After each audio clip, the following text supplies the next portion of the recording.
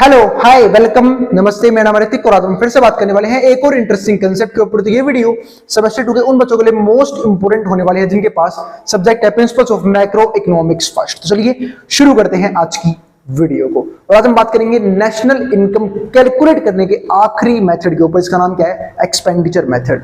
यानी कि हम एक्सपेंडिचर मेथड की सहायता से कैसे नेशनल इनकम कैलकुलेट कर सकते हैं वो डिस्कस करेंगे आज की वीडियो के अंदर।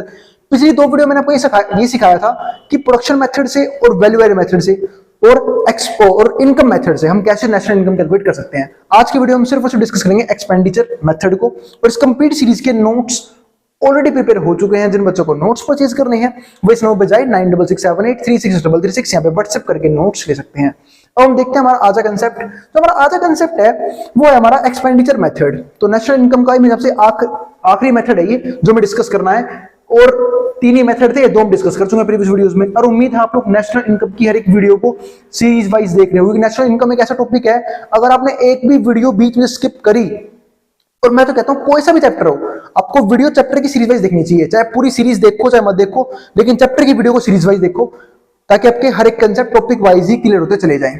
वरना फिर बीच में दिक्कतें रह जाएंगी। फिर डाउट मत बोलना कि भैया यहाँ दिक्कत आ रही है, ये चीज समझ नहीं आ रही, क्योंकि कुछ टॉपिक ऐसे होते हैं जो प्रीवियसली मैं डिस्कस कर चुका होता हूं और बार बार डिस्कस करूंगा तो टाइम वेस्ट होगा बाकी बच्चों का भी जो उस वीडियो को टॉपिक वाइज देख रहे हैं। अब यहाँ पे समझते हैं एक्सपेंडिचर मेथड को। तो हमने पिछली वीडियो में इनकम मेथड की बात कर ली कि हम इनकम मेथड से नेशनल इनकम क्यों निकालते हैं। अब एक सिंपल सी बात यहाँ पे कि भैया हम इनकम मेथड भी यूज कर सकते हैं, एक्सपेंडिचर मेथड भी यूज कर सकते हैं। क्यों यूज कर सकते हैं? जैसे मैंने आपको बताया था कि भाई इस दुनिया में हर एक पर्सन इनकम के लिए काम करता है। जब इनकम के लिए काम करता है मतलब हर एक पर्सन का एग्जांपल मैं यहाँ पे देना चाहूंगा कि सब जो है वो दो टाइप की एक्टिविटीज परफॉर्म करते हैं जनरली। जो कमाने वाले पर्सन है नॉन इकोनॉमिक एक्टिविटी जो हम करते हैं मजे के लिए परफॉर्म। फॉर एग्जांपल कोई अपनी हॉबी के लिए कोई काम करता है तो वहां से पैसा जरूरी नहीं क्या आएगा। जैसे मेरे को खेलना पसंद है, मैं खेलने जाता हूँ या फिर मैं वर्कआउट करता हूँ, ठीक है, तो वहां से पैसा नहीं आ रहा। लेकिन हम इकोनॉमिक एक्टिविटीज भी परफॉर्म करते हैं जहां से पैसा आता है। तो इकोनॉमिक एक्टिविटी परफॉर्म करने का मोटिव ही क्या होता है कि वहां से पैसा आए। इसका मतलब लोग जो हैं, चाहे वो हमारा बिजनेसमैन हो, चाहे वो एम्प्लॉइज हो, ठीक है, या फिर कोई सेल्फ एम्प्लॉयड हो, ये सब जो है वो इनकम जनरेट करने के लिए काम करते हैं, प्रॉफिट जनरेट करने के लिए काम करते हैं, वहां से पैसा कमाते हैं। तो उन सबकी इनकम ही जो है, उन सबकी इनकम का टोटल वही तो बनेगा नेशनल इनकम। ऐसे ही हम सब ये बात जानते हैं कि किसी एक का इनकम किसी दूसरे का क्या बनता है? एक्सपेंडिचर बनता है। भाई अगर मैंने पैसा कमाया तो किसी ने तो उसे खर्च किया होगा ना, फ्री में तो पैसा नहीं आ रहा। क्योंकि जब किसी एक कोई पर्सन एक जो है वो खर्चा करेगा तभी उस तरह की इनकम बनेगी।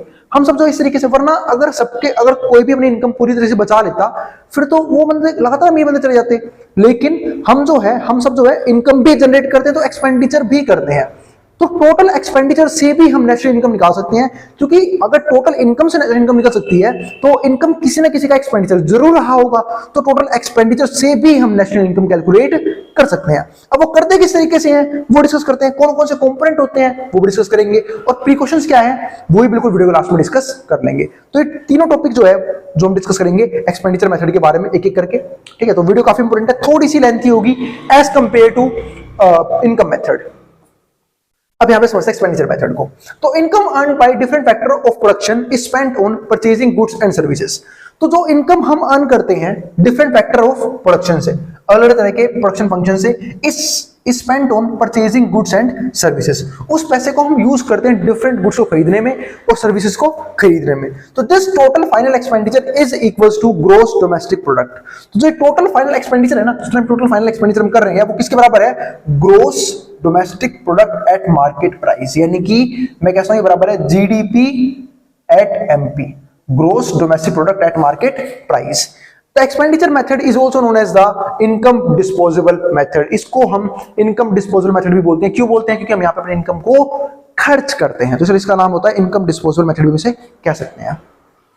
अब आगे देखो, the components of expenditure method are as follows। अब डिस्कस करते हैं सबसे पहले कंपोनेंट कौन कौन से हैं एक्सपेंडिचर मेथड के। वो कुछ इस प्रकार है। पहला private final consumption expenditure, PFCE। इसका मतलब क्या है कि ये वो अमाउंट है, देखो यहाँ पे, the amount spent by household जो एक आम आदमी, जो हाउस होल्ड है, जो पैसा खर्च करता है किस पे, on goods and services including durable goods, जैसे कि कार एंड अप्लायंसेस। जो कि ड्यूरेबल गुड्स क्या होते हैं कि भाई जो टिकाऊ वस्तु होती हैं, जो एक साल से फालतू टाइम के लिए चलाई जा सकती है, उनको हम ड्यूरेबल गुड्स बोलते हैं। कुछ ड्यूरेबल होते हैं, कुछ सेमी ड्यूरेबल होते हैं, जिनका टाइम पीरियड ऑलमोस्ट एक साल के आसपास होता है, और कुछ पेरिशेबल्स होते हैं, यानी कि जो जल्दी खराब हो जाते हैं, जैसे कि फ्रूट्स, वेजिटेबल्स, ये सब पेरिशेबल गुड्स होते हैं। ठीक है, तो अप्लायंसेस जनरली किसमें आते हैं, ड्यूरेबल गुड्स के अंदर आते हैं। Non durable goods such as food and clothing and services such as health care and education. तो ये जो है यहाँ पे एक पर्सन जो है खर्चा करता है, मतलब हमारे हाउस होल्ड्स हैं वो मेनली इन चीजों पे खर्चा करते हैं, या तो ड्यूरेबल गुड्स पे, या फिर नॉन ड्यूरेबल गुड्स पे, या फिर सर्विसेज के ऊपर। अब दूसरा तो एक ये, इसको क्या बोलते हैं, प्राइवेट फाइनल कंजप्शन एक्सपेंडिचर, यानी कि वो कंजप्शन एक्सपेंडिचर जो नॉर्मल कंज्यूमर्स कर रहे हैं अलग अलग चीजों पे, अलग अलग तरह की गुड्स पे, अलग अलग तरह की सर्विसेज पे।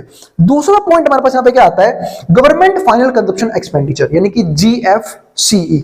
अब गवर्नमेंट फाइनल एक्सपेंडिचर क्या है, this includes the amount spent by government, यानी कि वो खर्चा है जो गवर्नमेंट करती है। सिंपल सी बात है भाई, गवर्नमेंट की इनकम भी है तो गवर्नमेंट की एक्सपेंडिचर भी है।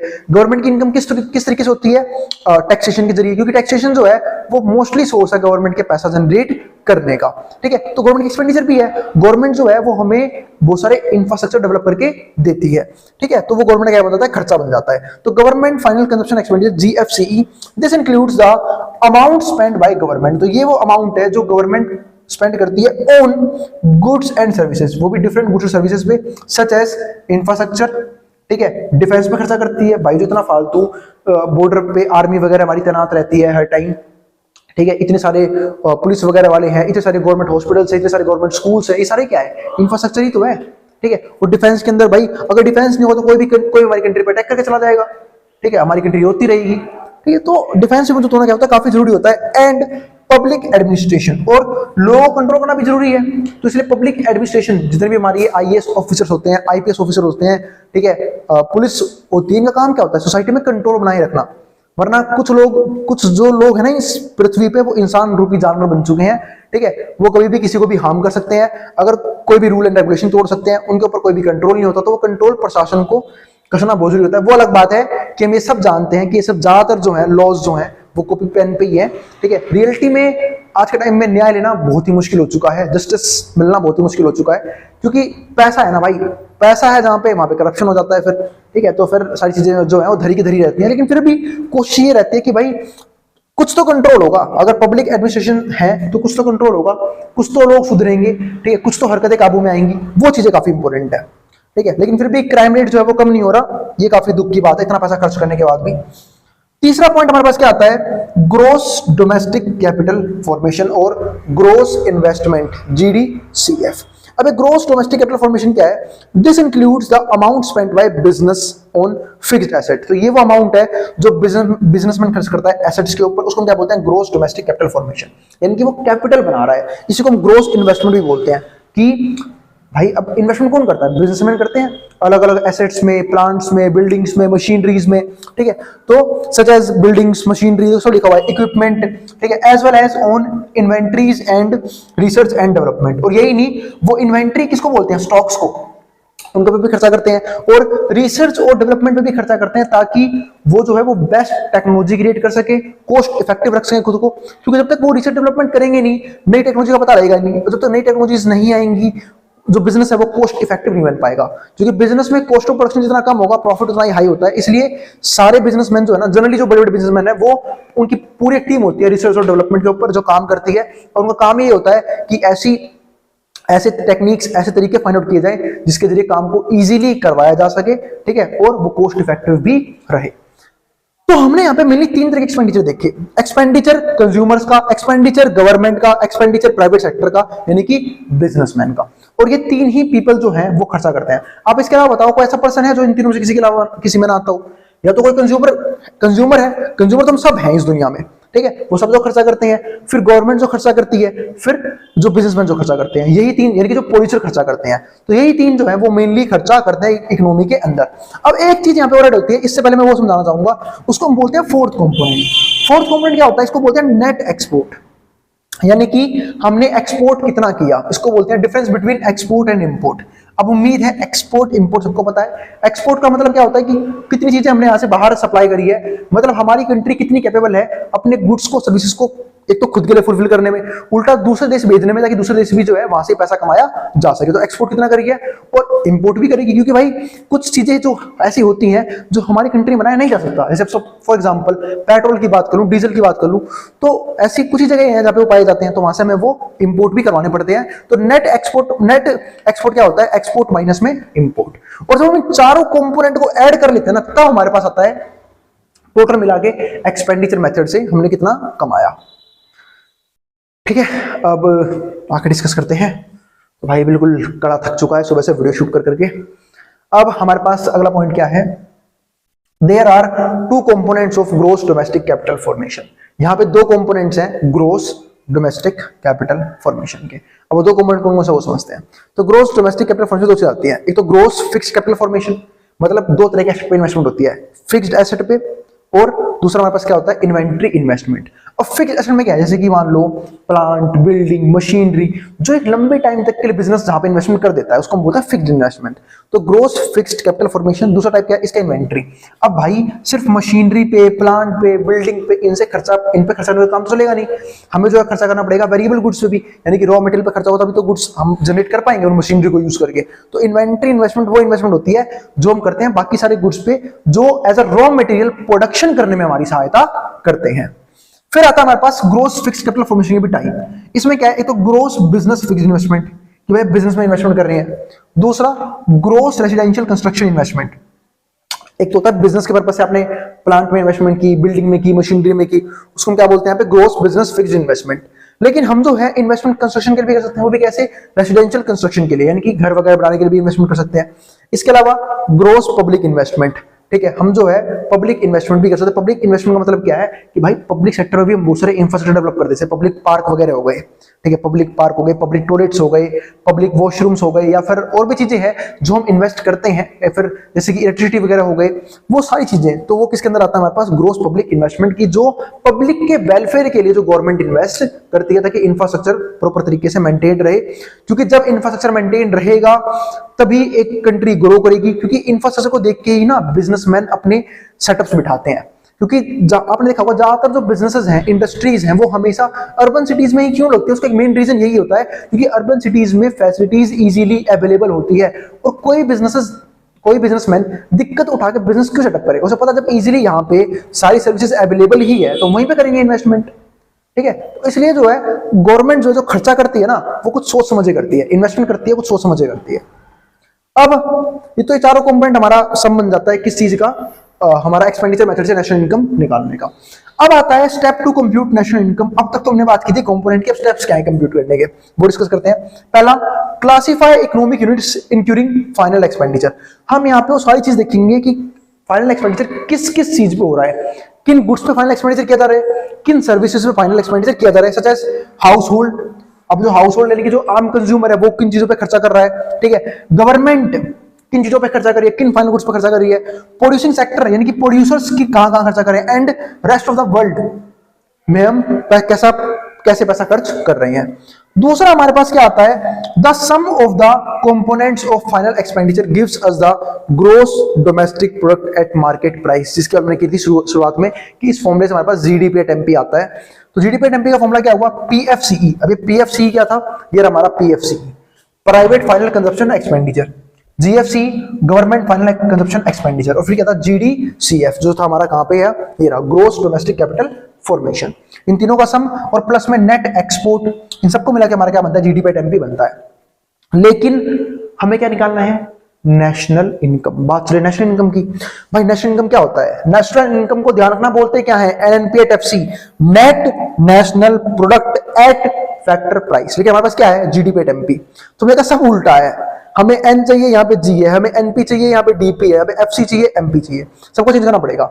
अब जी से एन पे जाना है, डेप्रिसिएशन माइनस हो जाएगा, फॉर्मूला समझाया जी से एन पे जाने के लिए। हमें जाना है डीपी से किस पे, एनपी पे, तो हमें पे क्या कर देंगे, एनएफआई ऐड कर देंगे, NFI क्या होता है? Net factor income from abroad. देखो लिखा भी हुआ डेफिनेशन में, समझाया भी था कि NFI का फॉर्मूला होता है FIFA minus FITA factor income from abroad minus factor income to abroad, यानी कि अब्रॉड से कितना पैसा आया माइनस में अब्रॉड में कितना पैसा गया।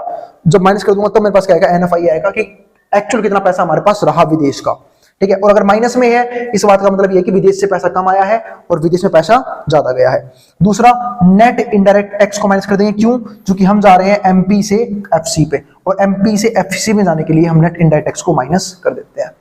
तो ये बन गया हमारा सिंपल सा फॉर्मूला नेशनल इनकम कैलकुलेट करने का एक्सपेंडिचर मेथड से। तीनों मेथड की मैंने सेपरेट वीडियो बनाई है। अभी भी एक टॉपिक बाकी है, वो क्या है कि प्रिकॉशंस कौन कौन से हैं जब हम एक्सपेंडिचर मेथड से नेशनल इनकम कैलकुलेट करते हैं। वो समझाने से पहले मुझे बोर्ड अपना थोड़ा प्लॉट जो है ना खाली करना पड़ेगा, है ना, स्पेस है नहीं, इसको जो उतारना पड़ेगा उतार सकता है, फिर हम डिस्कस करेंगे प्रिकॉशंस को। भी जाना कहीं भी नहीं है। और हाँ, अगर वीडियो पसंद आई हो तो वीडियो को लाइक किए बिना मत जाना और चैनल को सब्सक्राइब भी कर देना ऐसी वीडियोस के लिए, ठीक है भाई, बहुत मेहनत लगती है। अब जिसको जो उतार सकता है, फिर हम डिस्कस करेंगे अगला टॉपिक, ठीक है। तो पहले उतार लो यहां तक। तो चलो देखते हैं, अब लास्ट का कुछ टॉपिक देखते हैं। एक तो प्रिकॉशन जो है फ्रॉम एक्सपेंडिचर मेथड कौन कौन से वो देखते हैं, यानी कि जब हम एक्सपेंडिचर मेथड से नेशनल इनकम कैलकुलेट करेंगे तो हमें किन किन बातों का ध्यान रखना है, वो चीजें समझनी काफी इंपॉर्टेंट है। पहला, transfer in payment should not be included in the national income. Transfer income कभी भी नेशनल इनकम इंक्लूड नहीं होती है। काफी बार बता चुका हूं कि ट्रांसफर इनकम का मतलब है वो इनकम जिसके लिए हमने कोई भी एक्टिविटी परफॉर्म नहीं करी है, जो एज ए या तो गिफ्ट मुझे मिला है, डोनेशन मुझे मिला है, या फिर गवर्नमेंट की पेंशन देती है वो मिला है, ठीक है। मतलब जिस चीज के लिए आपने काम नहीं किया है फिर भी आपको पेमेंट मिल रही है, तो क्या हो जाती है? वो एक तरह से ट्रांसफर पेमेंट हो जाती है। और फैक्टर पेमेंट हम लेते हैं क्योंकि फैक्टर पेमेंट के हमने काम किया होता है, उससे हमने इकोनॉमिक एक्टिविटी परफॉर्म की होती है, तो वो चीज ध्यान रखना। इसके बाद तो इसलिए यहाँ पे बात करें transfer payment should not be included in the national income. दूसरा, the purchase of second hand goods should not be included in the national income. जो अगर आपने कभी एक्सपेंडिचर किया है किस चीज पे, सेकंड हैंड प्रोडक्ट को कंज्यूम करने में, फिर परचेज करने में, वो कभी नेशनल इनकम का पार्ट नहीं बनता। क्यों नहीं बनता?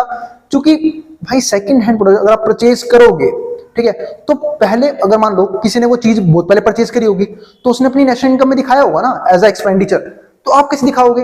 अगर आपने दिखाया तो डबल काउंटिंग हो जाएगी। सपोज करो 2010 में किसी ने कोई चीज परचेज करी हो, 2010 में परचेज की हो, तो वो उस टाइम एक्सपेंडिचर मेथड से नेशनल इनकम में कैलकुलेट हो चुकी है। अब 2015 में आपने उससे परचेज कर ली तो वो दोबारा आ जाएगी नेशनल इनकम के अंदर। इसका मतलब क्या है कि सेम चीज बार बार नेशनल इनकम में आ रही है। भाई वो प्रोडक्ट तो एक ही था, वो उस टाइम आ चुका है 2010 के अंदर। अगर आपने 15 में परचेज करी तो नेशनल इनकम का पार्ट वहां पे वो प्रोडक्ट नहीं बन सकता। इसलिए सेकंड हैंड प्रोडक्ट जो है ना किसी भी मेथड के अंदर नहीं आते हैं। इसका तीसरा पॉइंट हमारा क्या आता है? Expenditure on intermediate goods will not be included in the national income. इसका बात मैं काफी कर चुका हूं कि इंटरमीडिएट गुड्स के ऊपर जो खर्चा हुआ है वो कभी भी नेशनल इनकम में इंक्लूड नहीं किया जाता।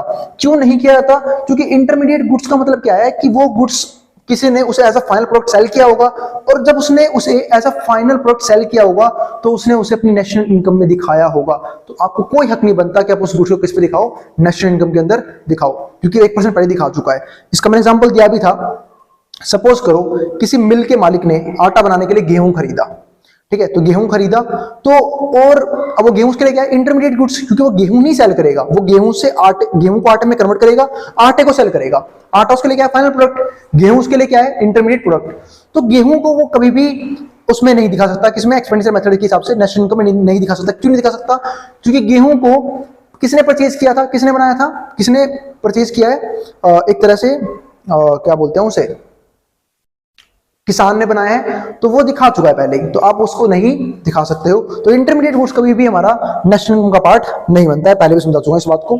इसके बाद जो हमारा फोर्थ पॉइंट है वो क्या होता है? The purchase of financial asset will not be include in the estimation of national income. आप जो भी फाइनेंशियल एसेट्स वगैरह खरीद रहे हो, ठीक है, फॉर एग्जांपल आपने बॉन्ड्स खरीदे, शेयर्स खरीदे, वो सब कभी नेशनल इनकम का पार्ट नहीं बनते हैं। अब आता है हमारे पास यहाँ पे अगला, क्यों? क्योंकि वो आपके पास एक इनकम है जो कि आपके पास एसेट्स की फॉर्म में रखी हुई है। अब आता है हमारे पास यहाँ पे समरी इन सब की। तो वैल्यू एडेड मेथड में क्या था? इसको हम क्या बोलते हैं? इसको हम प्रोडक्शन मेथड भी बोलते हैं, प्रोडक्शन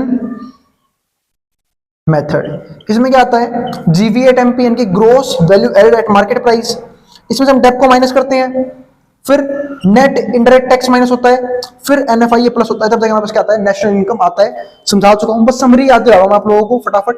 इनकम मेथड में क्या था, इनकम मेथड में सारी इनकम आएगी, जैसे कंपनसेशन ऑफ एम्प्लॉइज भी आएगा, रेंट से किसी ने इनकम जनरेट करी है वो भी आएगा, इंटरेस्ट की फॉर्म में इनकम आई है वो भी आएगा, प्रॉफिट की फॉर्म में इनकम आया बिजनेसमैन को वो भी आएगा, मिक्स इनकम आई है, मिक्स इनकम किसकी होती है, सेल्फ एम्प्लॉयड की, वो भी आएगी। और जब एनएफआईए यानी कि net factor income from abroad add कर दोगे तब आपका क्या आएगा, यहाँ पे नेशनल इनकम कैलकुलेट हो जाएगा।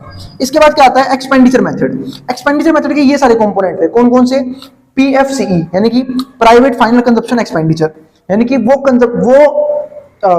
कंजप्शन जो कौन कर रहे हैं, हाउस होल्ड्स कर रहे हैं, अलग अलग गुड्स को अलग अलग सर्विसेज के ऊपर। फिर आता है GFC, government final consumption expenditure, यानी कि वो खर्चा जो गवर्नमेंट कर रही है, ठीक है, इंफ्रास्ट्रक्चर डेवलप करने में। फिर क्या था, जीडीसीएफ। जीडीसीएफ क्या था, ग्रोस डोमेस्टिक कैपिटल फॉर्मेशन, यानी कि वो खर्चा जो हम इन्वेस्टमेंट वगैरह के ऊपर कर रहे हैं, यानी कि अलग चीजें प्रोड्यूस कर रहे हैं, जैसे पब्लिक गुड्स बना दिए, ठीक है, प्लांट मशीनरी पे खर्चा कर दिया, वो सब किसका था, ग्रोस डोमेस्टिक कैपिटल फॉर्मेशन। इसके और भी पार्ट्स थे, वो मैं डिस्कस कर चुका था इससे पहले ही। फिर नेट एक्सपोर्ट हम इसमें ऐड करते हैं, NIT net indirect tax minus करते हैं, और उम्मीद है एनआईटी का फॉर्मूला सबको पता होगा। नेट इंडायरेक्ट टैक्स का फॉर्मूला हमारे पास क्या होता है, इंडायरेक्ट टैक्स माइनस में सब्सिडी, माइनस में डेप्रिसिएशन माइनस करेंगे और एनएफआईए प्लस करेंगे, तब हमारे पास यहां से क्या आएगा, नेशनल इनकम आएगा। और नेशनल इनकम क्या होता है, NNP at FC. NNP at FC, बार बार लिख रहा हूं ये बात ध्यान रखना, यहां से भी क्या निकालना था हमें, एनएनपी एट एफसी, ठीक है।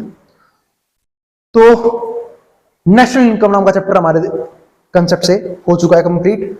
हर टॉपिक कंप्लीट करवा दिया है। नेशनल इनकम होता क्या है वो भी समझा चुका हूं, एग्रीगेट इनकम क्या होती है वो भी समझा चुका हूं, यहां तक कि मैं ये बातें भी समझा चुका हूं कि जो तीनों मेथड्स हैं उसको मैंने अलग वीडियो में डिस्कस किया कि प्रोडक्शन मेथड से आप कैसे निकालोगे नेशनल इनकम, इनकम मेथड से कैसे निकालोगे और एक्सपेंडिचर मेथड से कैसे निकालोगे। फाइनली हमारा चैप्टर कंप्लीट हो गया है। नेक्स्ट वीडियो में हम बात करेंगे नए चैप्टर के इंट्रोडक्शन की। और अगर वीडियो पसंद आई हो तो वीडियो को लाइक किए बिना मत जाना और चैनल को सब्सक्राइब भी कर देना ऐसी वीडियोस के लिए। अब उन बच्चों में शेयर भी कर देना जिनका एग्जाम होने वाला हो सेम सब्जेक्ट का। फिर भी कोई भी डाउट हो, कोई भी क्वेरी हो, कमेंट बॉक्स में कमेंट कर सकते हैं, मैं उस क्वेरी को सोल्व करने की पूरी कोशिश करूंगा। अब जिसको जो उतारना उतार सकता है, मैं बोर्ड के सामने से।